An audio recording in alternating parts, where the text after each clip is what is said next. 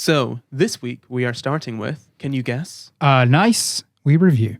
That's right, a nice wee review. This one said, left Spotify to rate this. Oh. Have we done this one? Oh, this is what we encourage people to do. This is what we encourage people to do. Spotify doesn't have ratings. Yeah. It doesn't have any way to give us 5 stars. So we encourage people just to go over to Apple Podcasts, give us 5 stars, and then hop back to Spotify. And that's what this person did. They said, I might actually be learning instead of memorizing. Only negative is I can't stop listening and I need to do schoolwork. But that is just my procrastination and poor time management.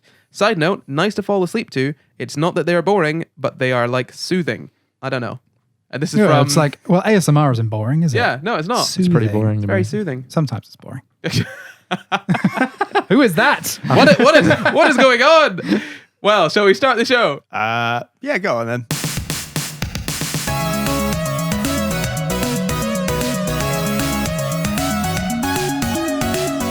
Hello and welcome to the SCI GUYS, the show where we talk about the crazy, weird, and wonderful stories from the science world. I'm Corey, and as always, I'm joined by my co-hosts, Jamp and Luke Cuthbert. And Hello this there. week, special guest, Evan Edinger.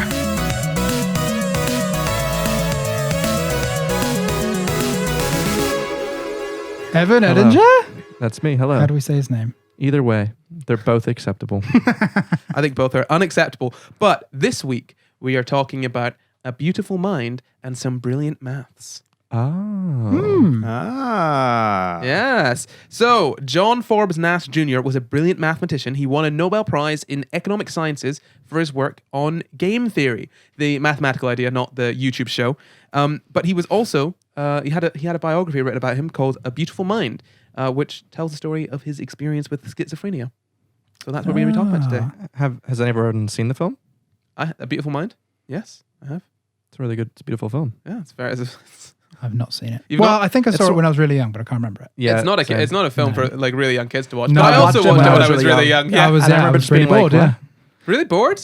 I don't know. There was a I scene was with a so- baby in a I was bath. I was so like, wow. young. There was a There's some woman drama. that's like, you don't know what you're saying. And he was like, blah, blah, blah, blah, blah. It's like one of those films where you just think something's happening, then you're like, narrator's unfaithful. Yeah, exactly. It's very, very good.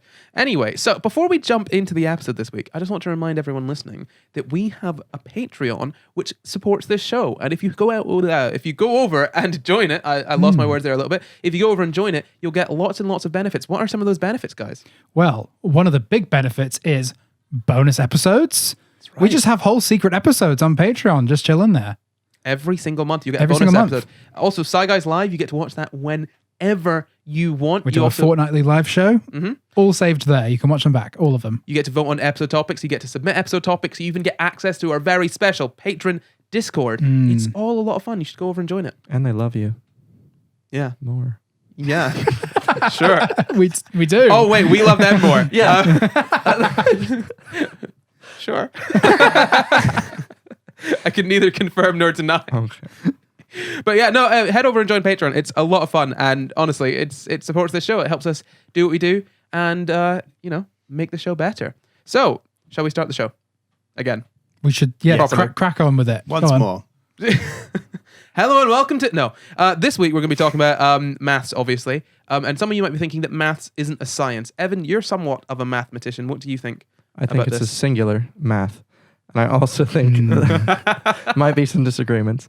But I'd say like math is the purest of, like, it's where all sciences come from. Like everything, like like biology could be applied, chemistry applied physics, and then it's applied math, like the XKCD comic. Yeah, that's exactly what I was thinking. Yeah. Okay. I was like, before anyone thinks I'm plagiarizing, I'm just going to start XKCD. It's a good comic. No, yeah, absolutely. I mean, this is the thing. There's some debate over whether maths is or isn't a science. Because the thing that people say is that sciences use sort of empirical evidence, whereas maths doesn't necessarily need to use empirical evidence. Maths is kind of can be similar to more similar to philosophy than it can be similar to science in some cases. Would you say that math is almost like the science inherent in everything around us in a way that is not necessarily seen, but it's like, this is the way the world works. That's the science of that. Yeah, so I think what a lot of people say is that maths is kind of the language of science, which I think is kind of what you're hitting on there. I mean, the thing is, don't get me wrong, you don't need to be good at maths to be a good scientist. In fact, lots of scientists are not good at maths. To be a good scientist, you just need to be able to make observations and infer things and then prove them with evidence, which is basically what science is. Yeah. And if you've got a curious mind and sort of dedication, then you can do that. But maths is a kind of a different discipline. It is very broad ranging. A lot of people will hear maths and think, yes, 1 + 1 = 2. And then also, I don't know, algebra. Huge. It's but it's really huge. Yeah. I mean, what kind of maths did you do, Evan? I mean, I did specifically. I remember hating like applied mathematics in school because I just didn't like stats or any of that. But then I turned out. Also in 8th grade, I got told that I was supposed to be a statistician. You take one of those likelihood tests or whatever. I was like, I don't want to be that. Turns out that they really knew what I was good at because I ended up doing a degree in applied math, stats, operations research, and actuarial science. So all very much applied, like financial numbers and crunching probabilities. So this is what we're doing Wow. today is very much in your wheelhouse. Yes, discrete math, very much. A Way fun beyond topic. anything I've ever done. Honestly, just I looking didn't into even this. complete my times tables. I get those from the train. I just spoke to I just spoke to someone that I know that's a mathematician that's about to do their second masters in Germany. Not Evan. It's free there. Yeah, actually, it is. And they study, I think, is it topology? Oh, the study of sort of spaces and yeah. yes. So there's this. I think there's Right. this saying that goes. I think it's to a topologist. A mug and a donut are the same thing Yeah. because they've both got basically one through hole. I see. You could form a donut into a mug. Yeah, without having to break or separate anything. Yeah. Yeah. So or create any new holes. Yeah. So that's that kind of study. That's a specific branch of maths where this person is very bad at maths, like in the That is traditional an sense. incredibly intense form of math. Yeah. I hated those classes. It's very like the very basic parts that I've looked into are very interesting. But as soon as I've tried to go any deeper, I've just been out of my depth. But the thing is that he is not very good at maths in terms of with numbers, but he's very good at this specific kind of maths. So maths is quite broad ranging. You don't necessarily need to be the best with sort of your times tables to understand how specific branches of maths work. Specifically sort of applied math. So we're going to be talking about game theory today. Have you guys heard of game theory? The channel? No, not the channel. No? No, not the channel. theory. Yeah, so okay. I mean, look, this is just one last thing before we get into the game theory thing. What I said about science being sort of proven by empirical evidence, and maths can be kind of different from that because you can have empirical evidence in maths, but you still need a sort of a proof for it. 100%. Yeah. So okay, for example, the example I've got here is that every even integer greater than 4 is the sum of two odd prime numbers. So a prime number being, Evan? Any number that's divisible by 1 or itself. And nothing Only, else? Only. Yeah. Only one in itself. I said, and that's it. You guys got to cut me off there. Come on. Yeah. So for example, 6 would be 3 plus 3. 8 would be 5 plus 3, and so on. So you've got lots of examples. You've got lots of empirical evidence of that being true. But until you come up with a proof, you can say, well, there could be a larger number that someone hasn't found yet. And we have that infinite isn't numbers true to for. pull from. Yeah. Well, There are quite a few numbers. there are quite a lot of numbers. Infinite Yeah. numbers. Yeah. Yeah. Let's not get into infinite. I was talking. How many is infinite? Countably infinite, or It's because you can have like infinities bigger than other infinities, right? Yeah. Yeah. Well, okay, let's not get into okay, this. John. Okay. No, we can. Let's touch on it. I mean, Okay. Let's touch on it a little bit. I was talking to my friend about this the other day, and it is baffling. There is sort of a way to figure out if an infinity is countable or not. Do you know anything about that, Evan? it depends if there's a one-on-one injection onto the integer timeline, the integer line, basically, meaning that for the numbers, if they are able to scale, do you know what an injection is? Is this okay? So It's basically like let's just say you have a number line of numbers you're trying to see, and then you have the number line from like 0, 1, 2, 3, only integers. If you can form some, let's just say, algorithm that brings the numbers from here directly over onto the number line, boom, that's basically countably infinite because it's countable like 1, 2, 3, 4. Yeah. I believe. Whereas there's sort of uncountable infinities, which I think would be so between 0 and 1, wherein Perfect, yeah. there is so between 0 and 1 there are a lot of numbers. You can have 0.01, 0.001, and so on, and you can count forever and really never get. Did I say between 0 and 1? You can count Yeah. between 0 and 1 and never get to 1. You can't you can't put those numbers on sort of a number line of 1 on, and But you've still got a clear start and end, but there is an infinite number of numbers in between those two. sure, yeah, Yeah. kind of, yeah. Because one is the end, right? Yeah, so yeah, exactly. It's the last number in the infinity. I don't know. This is the thing. I'm not. I was staying silent because I Yeah. was like, I don't I don't necessarily think know that's. if I agree No, I don't with think this. that's not how. That's Yeah, not listen, how. I don't know anything that's about not- math. Please correct So me. that's not really how it works. This is the thing. Infinity is a really difficult concept because it's Right. just human minds aren't able to understand infinity No. at all. But Which the is basic premise being that you have to work in the early numbers with like numbers and letters representing numbers to then prove the bigger numbers are true. So that way you don't have to worry about infinity anymore because you got 2k plus 1 is always the same. And then ta-da. I mean, when most people think about infinity, I think they just think of the highest number they can think of, and then Yeah. and then a little bit more than that. 6 quintillion Plus 1. plus 1. Yeah, no. So with these sort of uncountable infinities, so between 0 and 1, the idea is that you can list out any you can list out any you can make a list of all of the numbers all of the numbers between 0 and 1 that you can think of. And I think there's a case where if you change sort of one digit, then you've got an entirely new number that isn't already on that list. And if you're able to have it like a sort of complete list and then change one digit and have a number that isn't already on that list, then it's not countable, if that makes sense. Probably not the best way of explaining it. We'll do a proper episode on infinity We at some should. point. That's a whole episode in itself. This is It is a beautiful topic. it's beautiful, but it boggles the mind. Yeah. Yeah.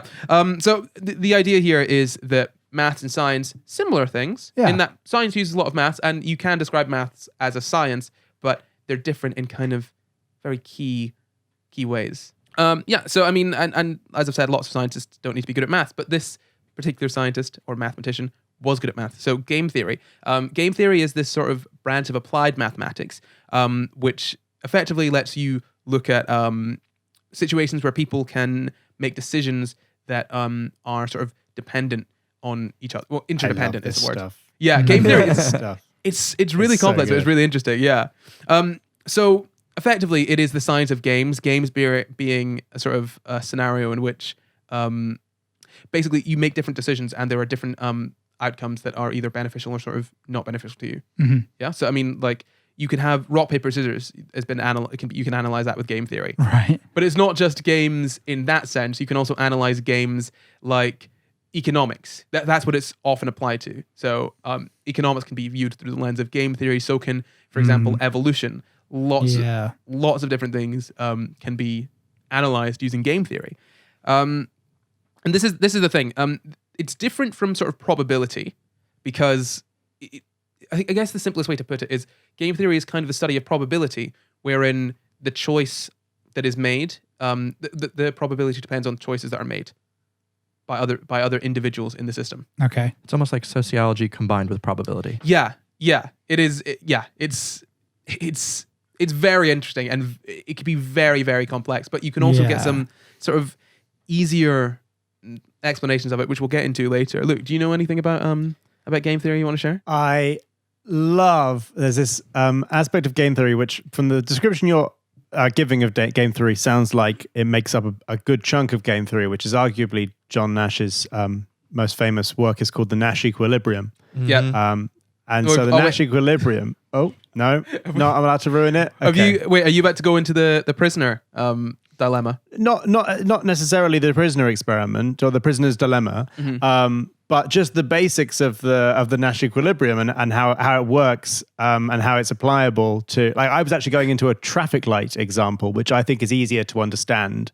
Go ahead. But it sounds like you've got this long thing about the prisoner's dilemma, which is a much more interesting application of it. No, go ahead. Go into the Nash equilibrium. So a Nash equilibrium, my explanation, which I've understood and read about, is that a Nash equilibrium is a law which somebody would not want to break even in the absence of an effective police force. So you create a law, and most of the time you require a police force to enforce that law. And in the absence of a police force, some people will break the law because it is in their interest to break the law. So, for example, you teach your dog not to sit on the sofa, but as soon as you're gone, The dog only cares because you're the police force. It doesn't actually care about not sitting on the sofa. So a Nash equilibrium is a law which you create, or my understanding of it is a law that you create where somebody's personal interest is aligned with the interest of the law.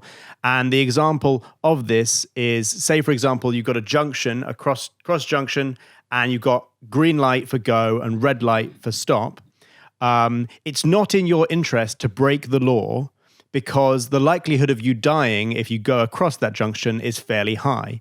And so the situations in which the person with the red light stops and the person with the green light goes, that is, to my understanding, a Nash equilibrium, because every individual in that system acting in their own individual selfish interest still applies the law and sticks by the law.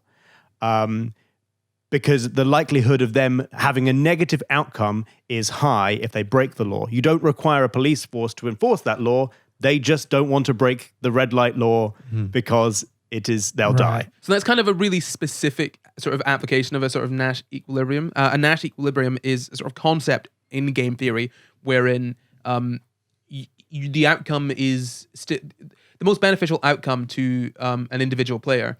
It stays the same regardless of the choice of the other player, if you know what I mean. So as in there is no incentive for you to change your mind on your course of action, even after you've found out what the other person's course of action is. So I think I've basically given a sociology's application of a Nash equilibrium in terms of how we then use that to infer human behavior based on, say, laws as an example. And you're going to now, I assume, give us an example of prisoners.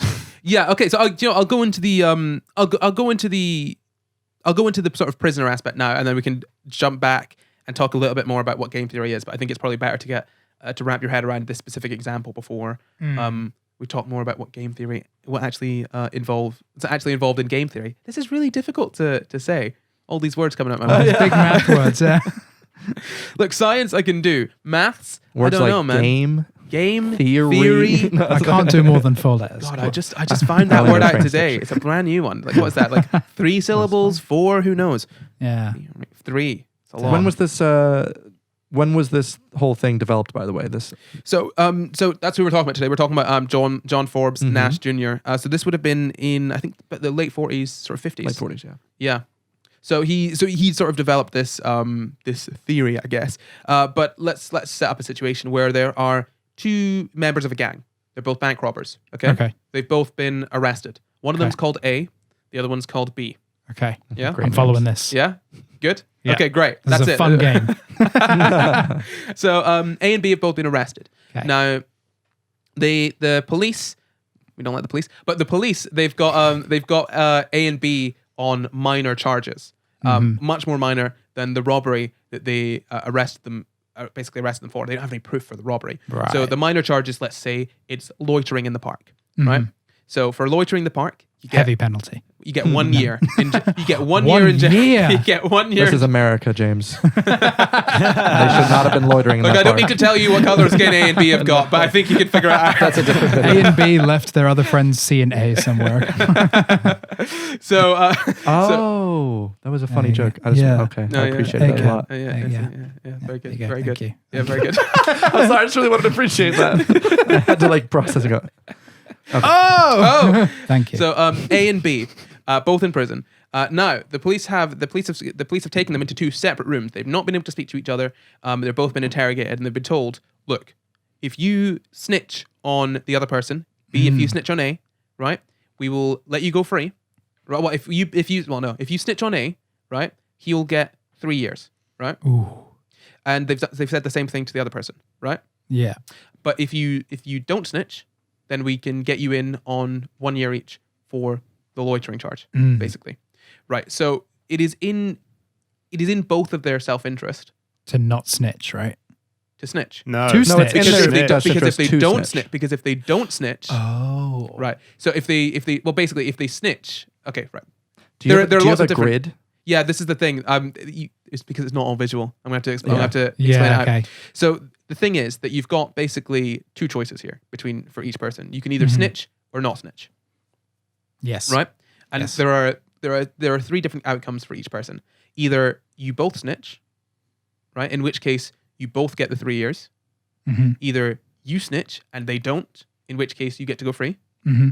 Or you both don't snitch, and then you both get a year each. You get a guaranteed at least 1 year. Yeah. Yeah. So in like it's in both players' self-interest to snitch, regardless of what the other person says. Because there's that chance that the 'Cause, other person's going to snitch on you, and then you get 3. Yeah. That's true. So So if you either, yeah. so exactly. No, if you don't snitch, there is the chance that you will get 3 years. Now, I've read that Right. this is slightly flawed logic in this experiment because it actually might not be in the self-interest to snitch. It depends on the amount of years that you're going to get if you do and if you don't, and how that works out, what the deal is. I think in Corey's example, which was really well explained, I think, you have the examples of 3 years versus 1 year versus 0 years. Mm-hmm. And so if you take the average of, let's just say, both of you don't snitch, 0 for both of you, right? And you take that average with 3, which is if you both snitch and you both get in jail, the average of that's 1.5. So let's just say you now agree to snitch. You both get 1. So the average of 1 and 1 is 1. So the 1.5 is a bit more risky. And so in our heads, our brains automatically, I'm pretty sure, will compute that. And that is the beauty of, I think, this problem. So in my head, the way I kind of worked it out was if you do snitch, then, I should start with don't. If you don't snitch, then it's basically up to the other person. Yeah. If they snitch, you get 3. If they don't, you get 1 anyways. You've got 2 options. You've got 1 year or 3. If you do snitch, your options become they snitch on you and you get 3, or they don't snitch. Exactly. And you get That's 0. So the 3 years kind of cancel each other out in both options. So it's kind of choosing between a potential 0 years or potential 1. Yeah. That's the thing. It's really brilliant. This sort of prisoner's dilemma, because it's a very straightforward one to understand. And the thing is that ultimately one would think that cooperation is the best way forward, right? If you both cooperate and neither of you snitch, then you'll get fewer years. Even if you change it so that sort of neither of you snitching has a slightly higher penalty than sort of one of you snitching.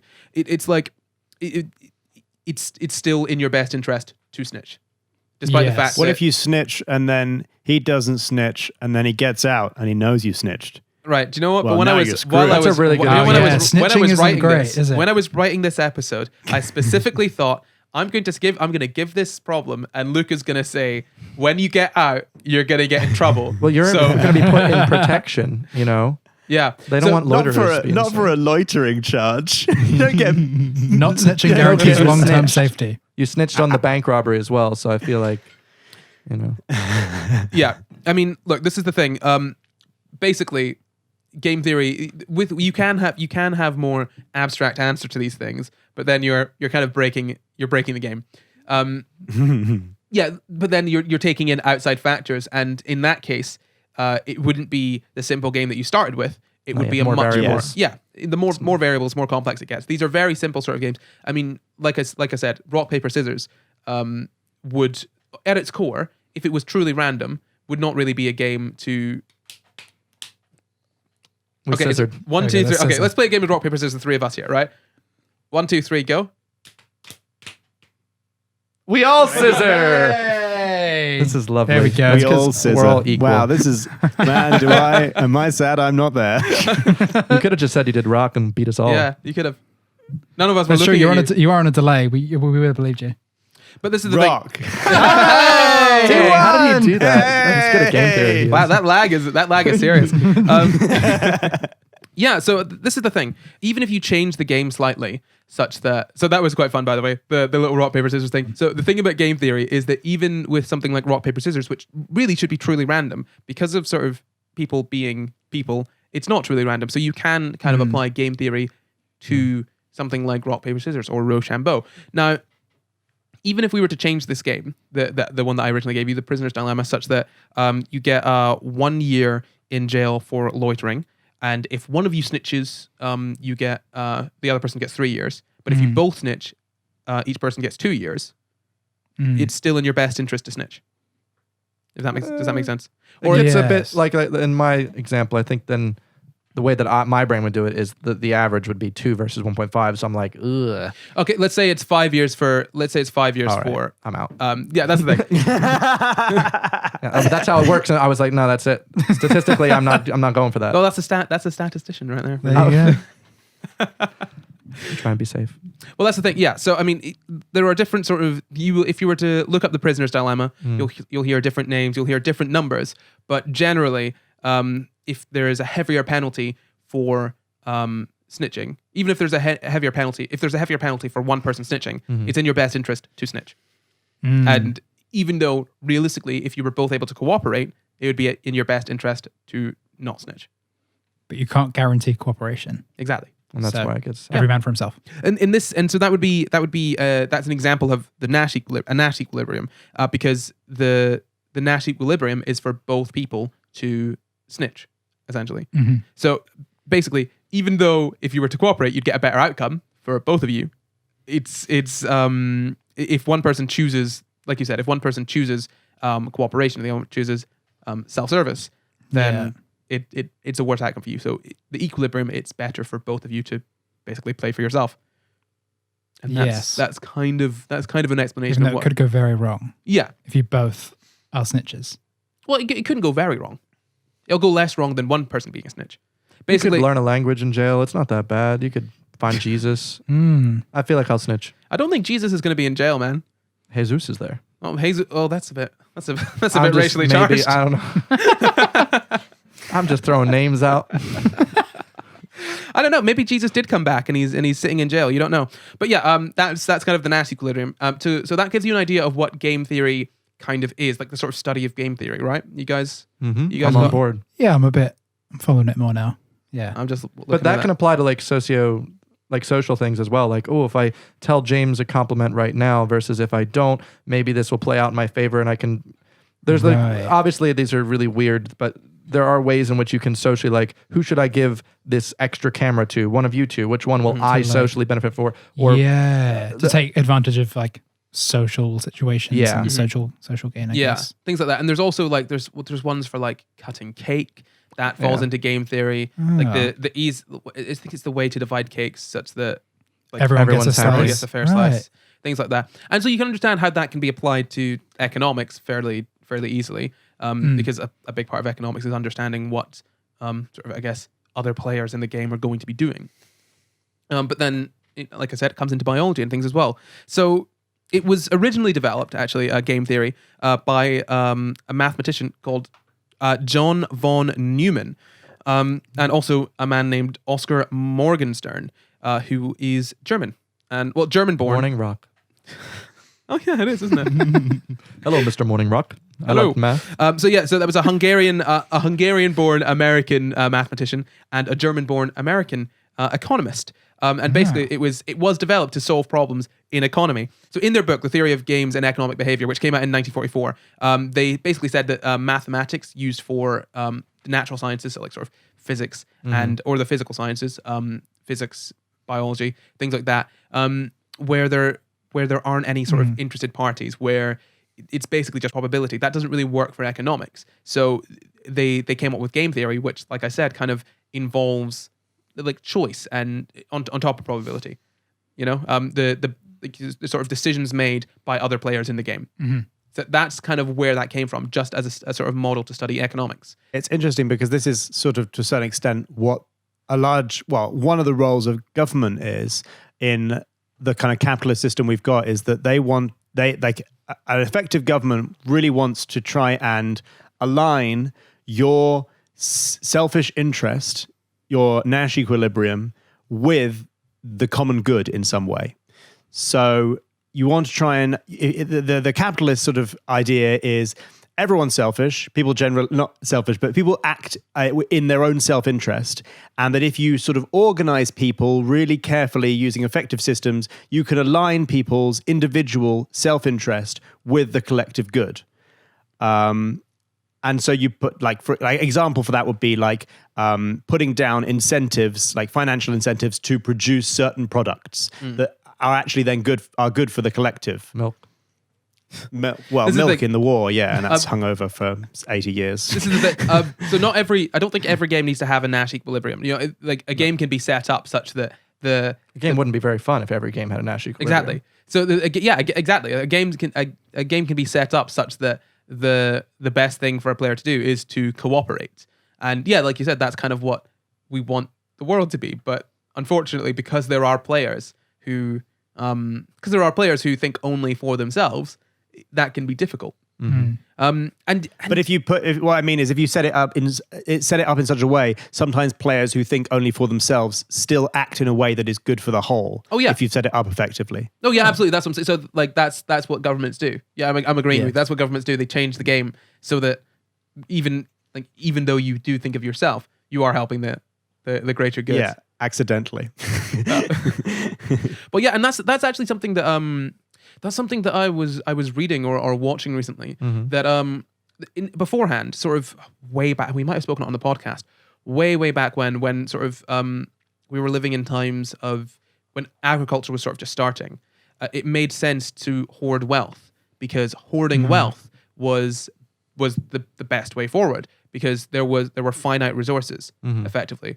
Whereas now we've sort of transitioned as a society, and we're at a point where, well, one sort of person, or let's say in this case one sort of country, hoarding wealth is not beneficial for society. So we kind of have that country. We have an abundance of things. It's just not distributed. Yeah. Distributed? Yeah, distributed correctly. Yeah, if you think about it, if we were to distribute all of the resources that we've got, you've got more people having sort of better education, which leads to more innovation, which means better lives for everyone. Whereas if, say, one country, America, hoarded wealth, not saying that they do. Let's just pick one out of thin air. If America were to say hoard wealth, then it would really limit the development of the world, which limits the development of each individual sort of person. Yeah, but hashtag freedom. That's true. Hashtag freedom. That's true. That's what they wrote in the Declaration of Independence. That's Thomas Jefferson, just hashtag freedom. That was the it. First ever hashtag. Took a while to catch on, but I'll tell you that it worked. It worked. When you clicked on it, it was the only thing that came up. That's back when Twitter was just literal birds. They were sending eagles. I don't think I've ever heard an eagle tweet, to be honest. You gotta listen. It's like I can't recreate it. But not like that. That's more like a crow. I'm gonna recall that. Thank you. Beautiful job. Fantastic. Do you have any other prisoner problems? There's a couple with men in hats that are quite interesting. I could get a couple more. There's like one in which I don't know it exactly. I just know there's like 3 prisoners, one in front of the other. The prisoners cannot turn around; they can only look forward. And there's 2 different. They each have a hat on, and the foreman, he's a weird mathematician. He's like, you know what? If each of you is able to guess the color of your own hat, you're able to go free. And there's only 2 different colored types of hats, red and blue. And so there is an actual like way that without working together, just by knowing and figuring out things, you can figure out what your hat color is and everyone can go free. I do not have the solution for you right now. But it's quite a fascinating one. And they get more complex as well. There's one in which there's like a village with like, I think there's at least 10 people. And it was like discrete math problems I had to do in college that were very difficult assignments. But once you figure it out, you're like, what? And it blows your mind. Especially, it relies on things that statisticians take for granted. Like, for instance, if someone comes to the room and says, does anyone want a drink? You say, yeah. And then I go, yes, because now I know that someone does. But I can't really say if anyone does until someone says it, that type of thing. Yeah. Does that make sense? You want a drink. Correct. If I don't know if if it's one of those questions of if everyone wants a drink or if anyone wants a drink. And it relies on like knowing what the person behind you would statistically probably have. Okay, so what I've read here is that so there's sort of 3 prisoners and 3 hats. There we go. That's 3-1. So each prisoner gets given a random hat, either red or blue, and there are 3 red hats and 2 blue, and each person can see the hats of the 2 other people. Okay, yes. But not their own, and then they each have to guess their own hat color or pass and not guess. And they win release if at least one person has guessed their hat color correctly, and no one has guessed incorrectly. Right. That's exactly it. Yeah. So, I mean, So basically, it makes sense that if someone passes, they don't have the information. So you now, as another prisoner, know that if that person passed, they do not know what, like, judging from your hat and the other person that's next to you, They can't tell. And so if another person goes, they also can't. You're in the clear. Like, you know what your hat can be. You can deduct from those two bits of information, which is really, really fascinating if you look into it. Right. Yeah, maths is That's complicated. kind of fun. Yeah, but that's one of those like ones that it hypothetically can be very complicated, but also it's more of like a raw form. It's like it is discrete math at its purest. This kind of reminds me of the Monty Hall problem. I love that Have any of you guys heard of the Monty I've Hall not problem? heard of that. No. Okay, Oh, you have. fantastic. Have I? Yeah, you must have. Okay, so what I'll do is I'll set up the Monty Hall problem for you. If you know the answer, please don't say it. And then I'll ask each of you, choose an answer, then I'll ask each of you to tell me what you think the answer is. Okay. So the Monty Hall problem. Okay, it's based on an old game show. There was a guy who did the game show called Monty Hall. That's not really relevant. What is relevant is that you have 3 doors in front of you, okay? Yeah. Behind 2 of the doors are just an old boot. And behind the 3rd door is £1 million, okay? Right? So the presenter knows what's behind each door, right? So you get a choice to choose one of the 3 doors, okay? So you choose door 1, let's say. Yeah. Right? So then the presenter then opens door 3, and behind that is the old boot. The presenter asks you, do you want to switch?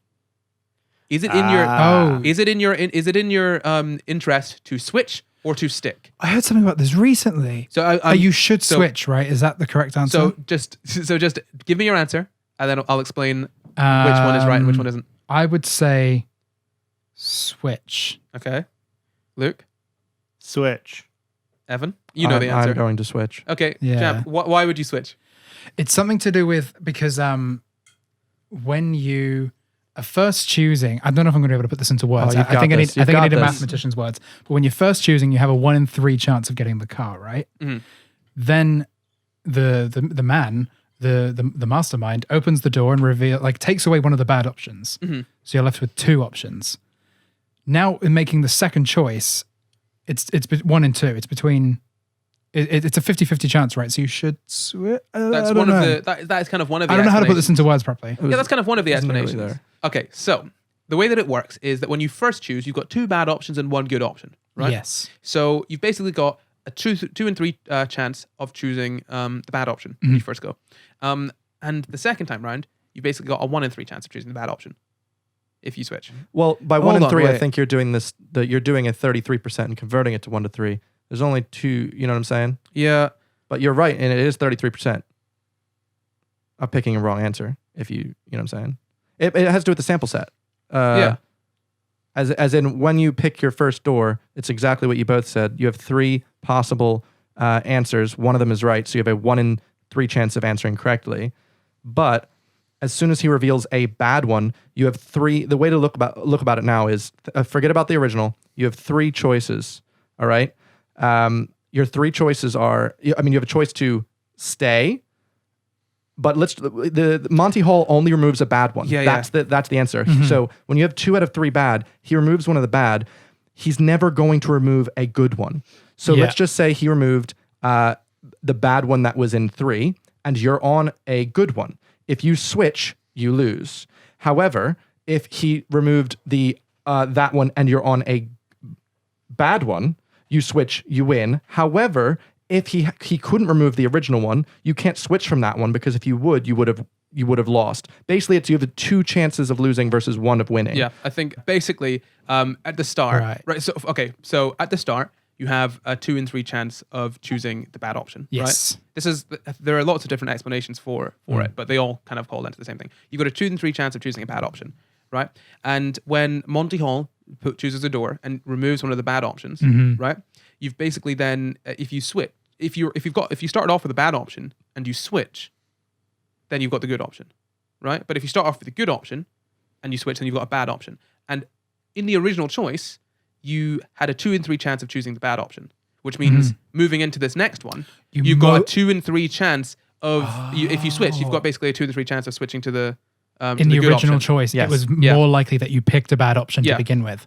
Right. So it's better for you to switch. Yeah. That makes more sense. Because That's what I was trying to articulate. Yeah. Yeah, But- this is the yeah. thing. This is the thing that I had in my head. As soon as you try, like, you can understand it It's like and then as soon as you try to explain it's like a feeling, but it's like putting it into words is so difficult sometimes. Yeah, but this is the thing. Most people that heard this initially would have thought probably that they should stick, or that it doesn't really matter. What's more like, oh, I got gumption. That was a good choice. I don't want to switch. Well, yeah, that and the fact that it's Because it can seem like it's just a 50-50 chance. it feels Yeah. like sort of instinctually, it feels like a 50-50 chance because there are two doors. But realistically, when you look at the probability behind it, Yeah. it's really not. You're most likely on a bad option. Yeah, and this one Going into annoyed that me choice, a yeah. lot when I first heard about it. I didn't agree with it for about a week. I had genuinely had to Google it and look up so many different explanations of it before I was like, fine, I guess. The thing is, I've heard of this before, but I've been so frustrated with every explanation I've ever heard. Because I'm just like, but it's 50-50. It doesn't make sense. Yeah. And does this actually, if you run the experiment, do you genuinely, like, I get that it works in theory and the logic of it is sound, but does it actually work? If you were to run the experiment, are you more likely to win if you switch? 100%. In practice. In 100%. practice.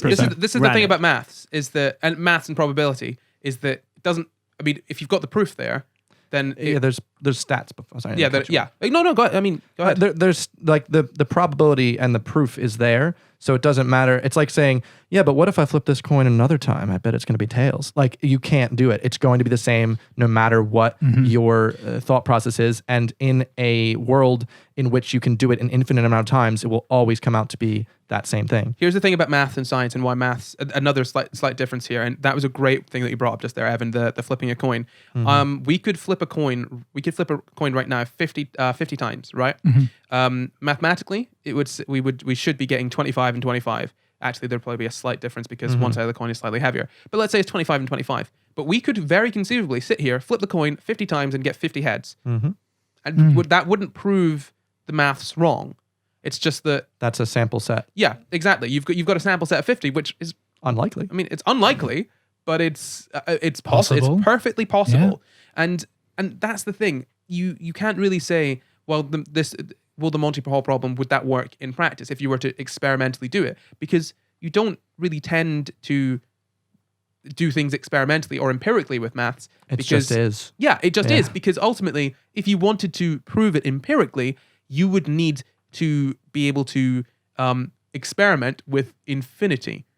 You'd have an infinite number of sets, and that or sort of infinite number of experiments, and that just isn't possible. Which is why maths works with sort of proofs and data in that sense, and doesn't work with empirical evidence.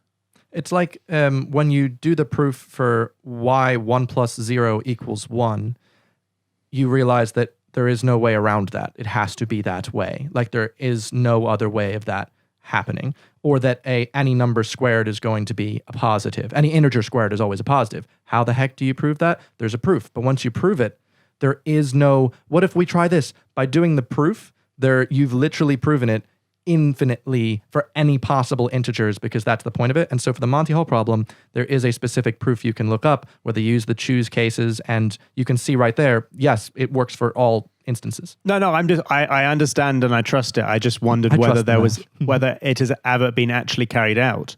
Like for example, the TV show that problem is based on, if you watched every episode, do genuinely everyone who, like, on average, if it's a 66% to 33% difference, did most people who switched win?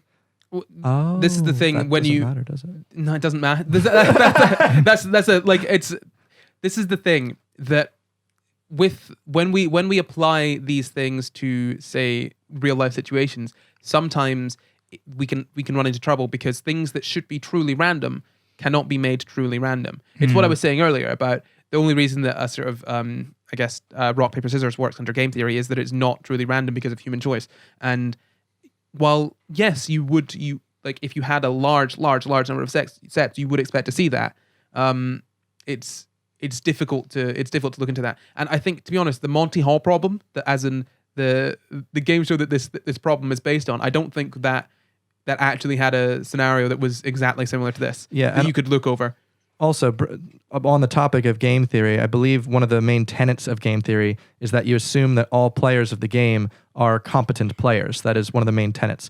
And so in the Monty Hall problem, you just have normal people who don't know that the game has maths behind it like that, and so the game is inherently flawed, and so you're not going to have like people because if everyone knew and you had competent players, everyone would switch. But then when you've got incompetent players, if you're going to do that, then the incompetent player would then be another variable. Correct. You'd have to say, okay, well, there is the high likelihood of the player being incompetent and not understanding how to play the game, and that adds a completely new that complicates it to a completely different degree. I don't understand why no one could give me an answer as to whether this has been checked, even if like 100 times, even if 500 times. Like, because mathematicians there is no reason to check. No reason. It's infinite. I understand that there's no reason to check because the logic is sound. I understand that, but why has nobody checked? I understand that the logic is sound. When you get off the podcast, I think you should just check the TV show, check how many times the game was played, and then see what the statistics were. Wait, we have a YouTube channel. We should do it one time. We should check it.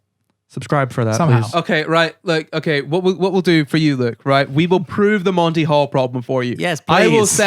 I will set up a Monty Hall problem. I will properly randomize it, as much as you can with a random number generator, and I will set it up for you to solve. You know how the game works. You can do it, and you can see if it works out. I'm just getting frustrated because literally I'm Googling this as we're talking, and I'm just like, Monty Hall real life, and it's like, there is no real life application for this. Monty Hall statistics, and it's like, the statistical mathematics. It's just like, shut up, just give me some data. Like, just, I don't understand.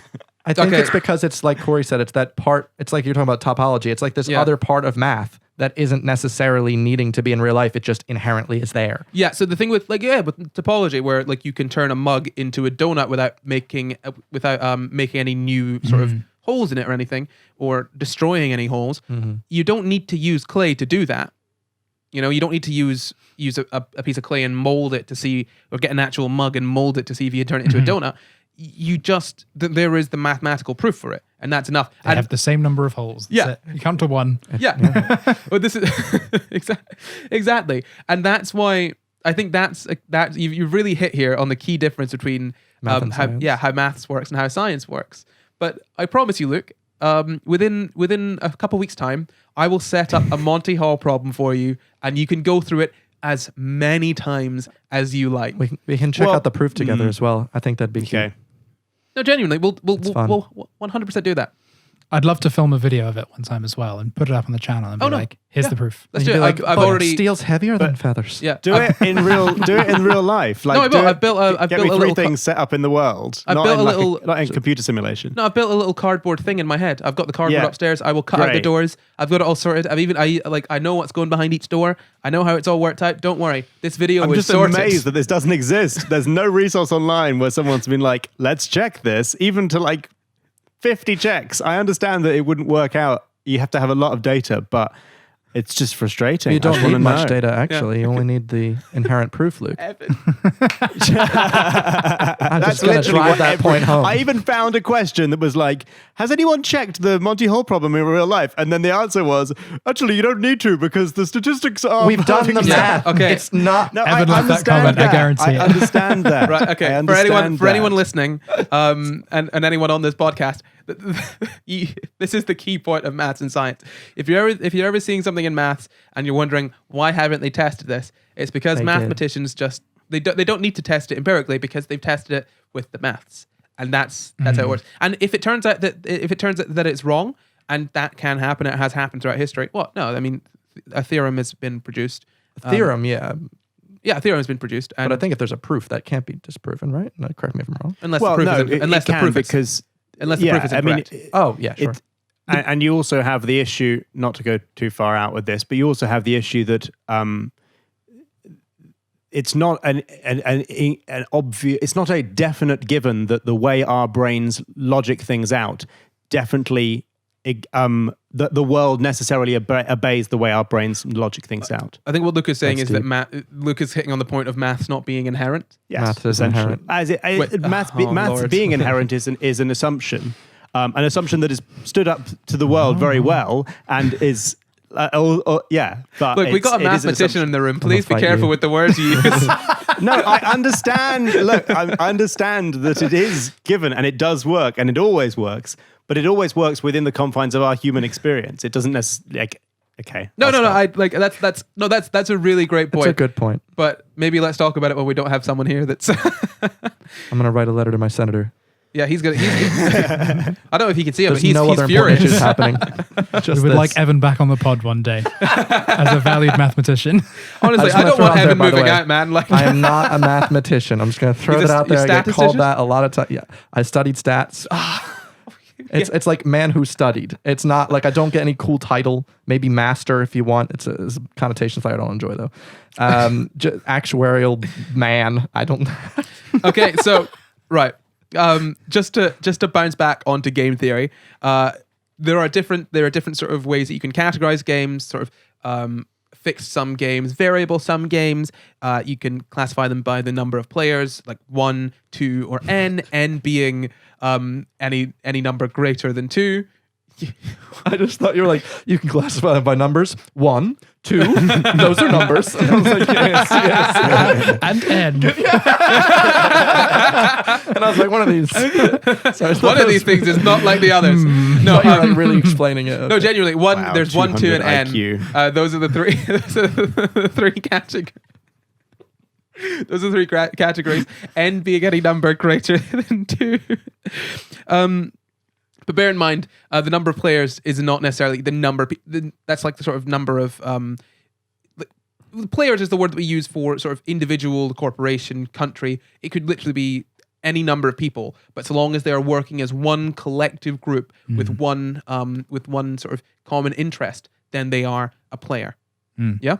Mm-hmm. And then there's games with perfect information, like chess, where you know everything that's going, because you can see the board, you know what's going on. Yeah. There's games of imperfect information like poker, which you don't know all the opponent's cards. Those are interesting. And actually, now that I'm thinking about it, we sometimes play card games with Evan, and I think I'm now realizing why Evan is so good at playing cards.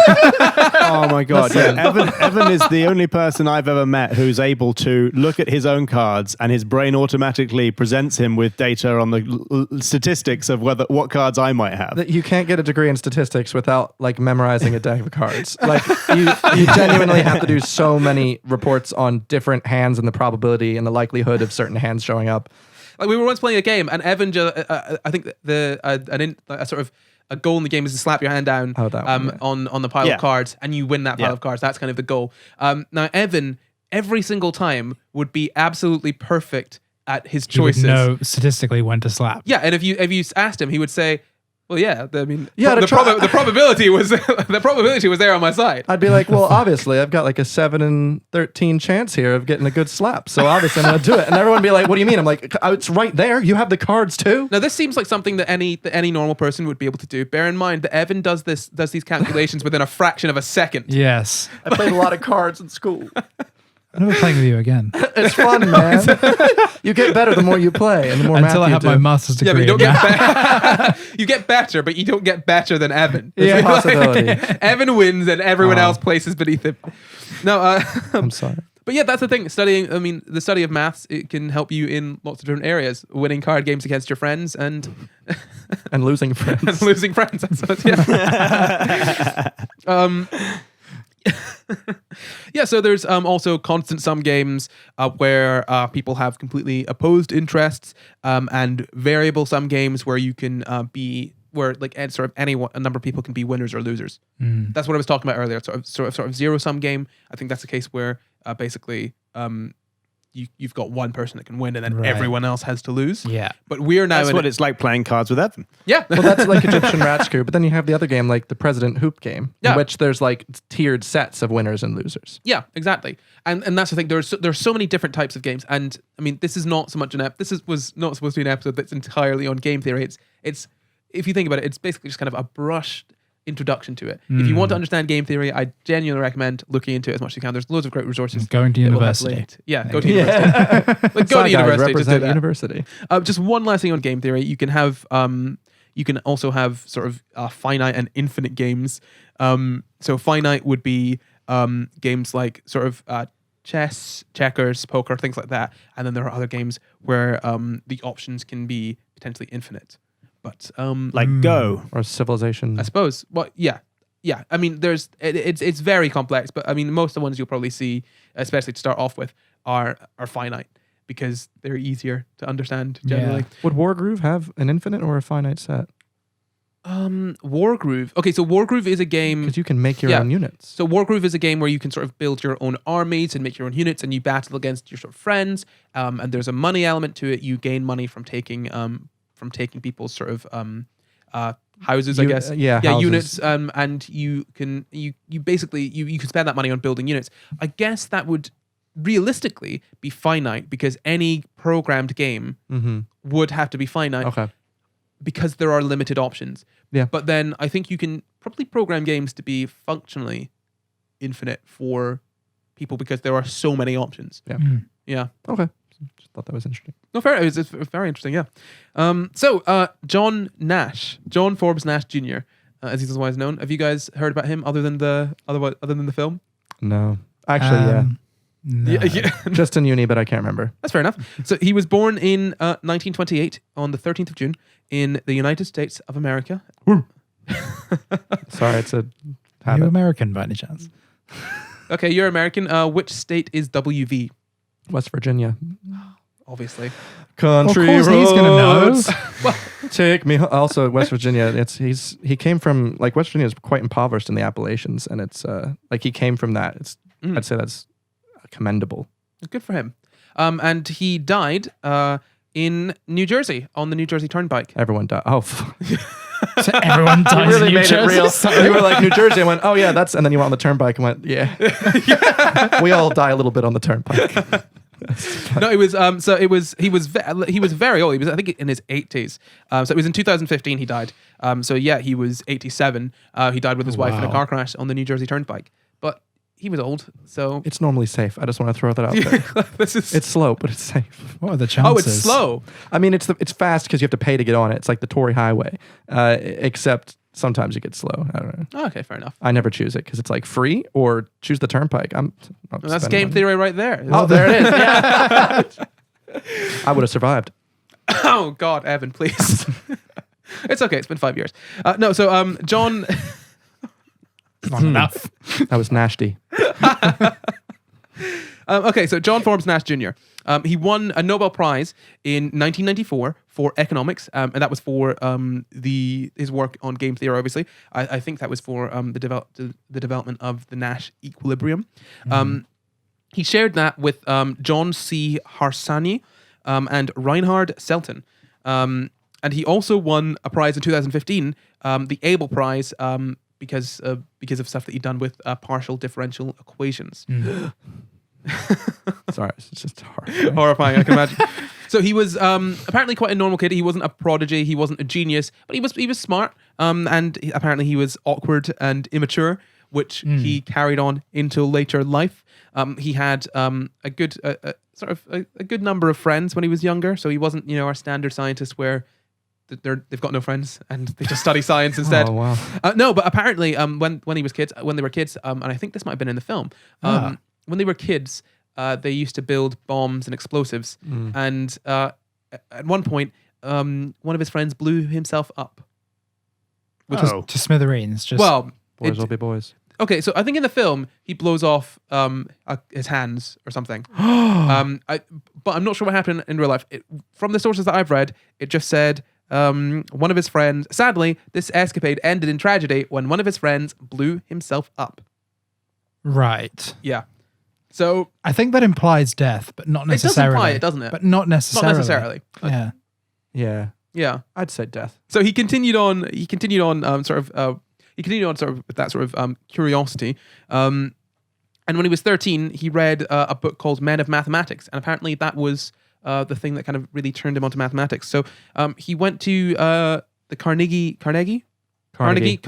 Institute of Technology, and he started studying chemical engineering, and then he switched to chemistry, and then he switched to maths. And then he got a bachelor's degree and a master's degree by 1948. And then 2 years later, when he was 22, he had a doctorate from Princeton. In New That's Jersey. young.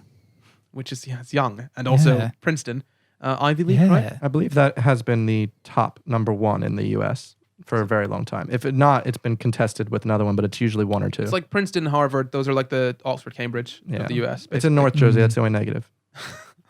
Just throwing that out there. So yeah, then he got his doctorate there, and then he started researching partial differential equations, and then he started having some trouble with his head. Yes. So he had paranoid schizophrenia, but it wasn't diagnosed at the time. Basically, around about, I think, 1958, he started showing signs of illness. So he would disappear for days on end, just completely without warning. And then he would come back and not explain where he'd been. He would just go off on tangents in his lectures, say things that didn't make sense to his colleagues. Yeah, he would, apparently when people were in his office, he wouldn't let them stand between him and the door, because he just gotta escape. Yeah, he thought he was being watched, and he was like, "I need a quick exit." Man. Yeah. And this is the thing. It took about a year or so before people started to maybe be quite worried and actually start to do something about it. So his wife went to speak to a psychiatrist, who, and the source that I've got here said the psychiatrist was more concerned with her upbringing and her sex life than the psychiatrist was with Nash's symptoms. But yeah, so his colleagues also started noticing that, yeah, maybe something's not going on properly right here. And people were saying that he had a nervous breakdown. So the university actually then arranged for him to be sort of admitted to the McLean Hospital, which is part of Harvard Medical School. And yeah, so he was there for a voluntary stay, and then he wanted to leave during that, because he was sure that he had important work to be doing, because he was the leader of a world movement for peace that only he knew existed. So he was like, I need to get out of here. Like, guys, I am leading the world in this peace movement. I need to leave. And they were like, okay, you're staying here though. and that made it worse. Yeah, they were like, okay, maybe you shouldn't leave. So he had to be detained for observation. And he stayed there for a while. They diagnosed him with paranoid schizophrenia, and apparently he had a really complex series of delusions. And the thing is, if you watch the film, I think in the film they set it up such that he hallucinates an entirely new person, like a friend His from girlfriend college. or I think it's a something, friend from college. Oh yeah, the friend from college, like the best friend. Yeah, the best exist. friend. Yeah. And that's the thing. Oh god, I've just spoiled the film, but it doesn't really matter. I spoiled the guy's life anyway. So yeah, he was quite lucky though, because at this time, while electroshock therapy and all of those kind of very, I guess, intrusive therapies were still quite popular, antipsychotics were kind of becoming more and more widely used. They'd kind of just been sort of discovered. So he went on antipsychotics, and that actually kind of helped for a while. He got a lawyer, so he got discharged, and he got to go home. And it wasn't the last time he went to the hospital. He went back and forth for quite a while, for over a period of 20 years. But he would be fine for a bit, and then he'd be readmitted to the hospital because he'd sort of had, I wouldn't really say a relapse, but his symptoms would get worse. Yeah. And that's fairly normal for schizophrenia. And apparently he became known as the Phantom of Fine Hall, because he would walk around the university at any hour writing intricate and arcane formulas on blackboards. But apparently the people at Princeton really liked him, so he was fine staying. And at one point, when he had sort of another bout of mental illness, he traveled around Europe trying to convince European governments to take him in as a refugee. And apparently, he even crossed into East Germany at the time. Wow. Which was very... so East Germany, if you guys don't know, Germany was split down the middle. East Germany and West Germany, one being run by communists and the other one being... Yeah. I mean, Germany. Capitalists. Yeah. God. Which one was the best? We don't know. So he managed to cross over to East Germany, and obviously the US government, being capitalists, were very, very worried about that, because he had some very important information in his head. And he came back. He was obsessively analyzing the Bible, trying to find relevance to his own life. He was using sort of mathematics to figure things out, figure out sort of delusions of his. He was kind of, he was doing a lot of work, and not a lot of it made sense, because a lot of it was influenced by, I guess, his delusions. This is the thing. At some point in his life, he said that he had this kind of point of clarity where he was able to sort of see that spending time on the delusions didn't make sense. So he kind of got to a point with over a long time realizing like, okay, yeah, I do have schizophrenia. So spending this energy is pointless. So he used game theory to find out he shouldn't be spending his time in delusions. Bro, game theory cured schizophrenia. That's it. Like this guy. Wow. Yeah, basically. So literally it says here that he began to intellectually interrogate his delusions and demand that they justify themselves. The fact that he managed to literally kind of over time figure out, okay, this is a delusion and this isn't, and work with that and still be a fantastic mathematician. Yeah, to be fair, is great. And also anyone that's able to cross over into East Germany and come back as an American. You have done it, haven't you? Did you do it in the 50s? I didn't actually. No. It's a bit easier now, I think. 50s, 60s, I feel, yeah. Just get a train, to be honest. Yeah. Yeah, but honestly, a fantastic individual. It is amazing that he managed to realize he was experiencing delusions Yeah, because that's the and hardest part. criticize them and overcome them. Yeah, I mean, it's really incredible. So I've got a quote from him here. He concluded that his delusional thinking was essentially a hopeless waste of intellectual effort. Mm-hmm. That pretty much sums them up, yeah. Yeah, very straightforward. Most delusions, yeah. Yeah, I'd say. well, most of them, yeah. Yeah. Absolutely. If not all. Sounds like my YouTube channel. Yeah, but that was his life. So he kind of he started off as a sort of a fantastic mathematician, had a sort of 20-year struggle with schizophrenia, and continued obviously to deal with that throughout his life. But came to a point where he was able to not get rid of schizophrenia, but able to work clock it and kind of manage it. Yeah, he was able to He was manage. so smart, he was able to manage his own schizophrenia. Well, I don't even think it's just. Yeah, I don't think it's just in terms of intelligence. I think it's just the man was able to sort of manage his symptoms incredibly well and still be a fantastic mathematician. Which I mean, he's a great guy. He'd be a fantastic mathematician anyway. Yeah. But it's interesting that these are stories that we don't usually get told of people struggling with illness. Yeah, with mental illness. And yeah, I think it's really important to talk about these stories where these brilliant scientists aren't they don't have perfectly simple lives, and they don't have sort of perfect mental health all the time. You can still be a fantastic scientist despite anything that might be going on in your life. And one last thing I do want to mention, I did read this, I found this in a few places. Nash may also have had fleeting homosexual relationships during his life. And in 1954, when he was in his 20s, he was arrested for indecency with another man in a public toilet. Yeah. Scandal.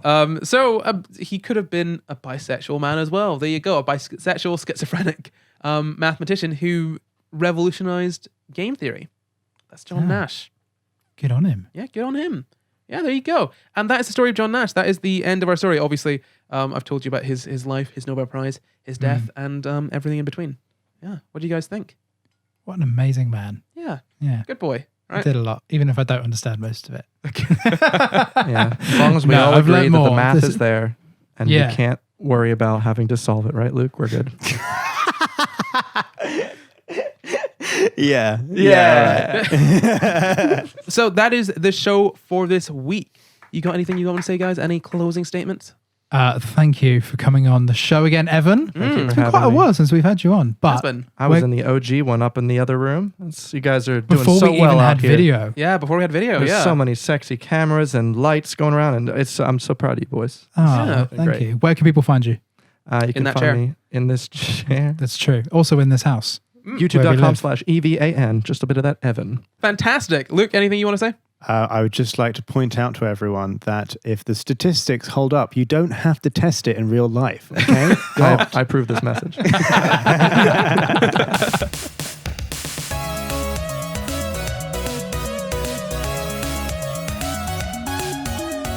Thank you for watching. You can find the full references for this episode in the description. Subscribe for new episodes every Sunday, and why not leave us a nice wee comment? You can support the pod at patreon.com/SciGuys, or you can find and contact us at SciGuysPod on Twitter, Facebook, and Instagram, or you can send us an email at SciGuysPod@gmail.com. I am not Corey everywhere. I am Jumpkin everywhere. I am Luke Comforth everywhere. And I'm Evan Edinger everywhere. Goodbye. Goodbye.